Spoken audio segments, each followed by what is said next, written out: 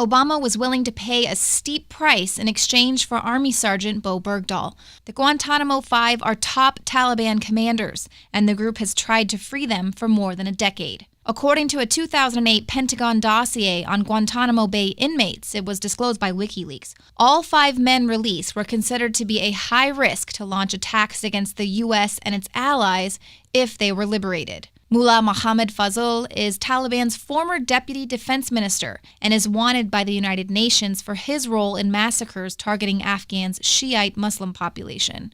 Mullah Narullah Nouri was a senior Taliban military figure directly subordinate to Taliban's supreme leader, Mullah Omar. Nouri led troops against U.S. and coalition forces and is also wanted by the UN for possible war crimes, including the murder of thousands of Shiites. Abdul Haq Wasik is a former deputy minister of intelligence.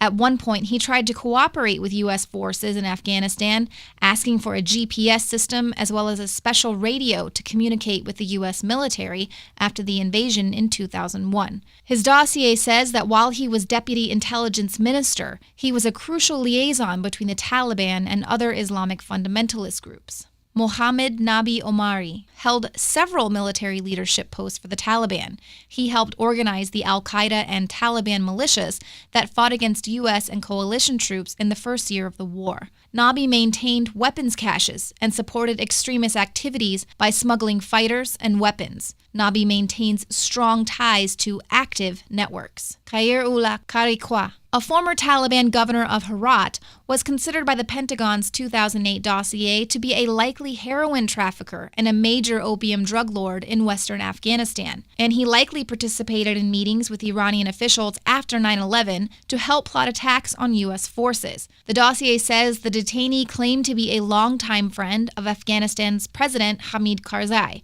According to AfghanistanAnalysts.org, Karikwa is the most senior of the 5 on the list.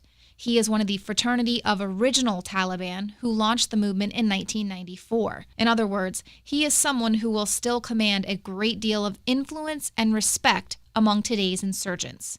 This week's secret diplomacy was not the first time the U.S. government has engaged the Taliban in an effort to negotiate a prisoner swap for Bergdahl's release.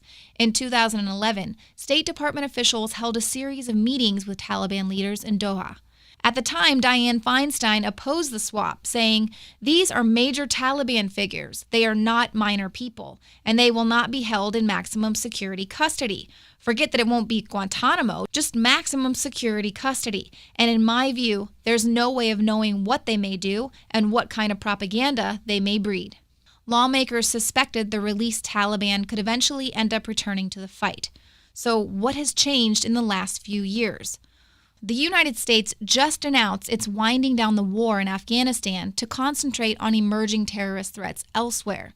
The sudden release of these Taliban commanders now will end up replenishing the diminished leadership ranks of the Afghan Taliban.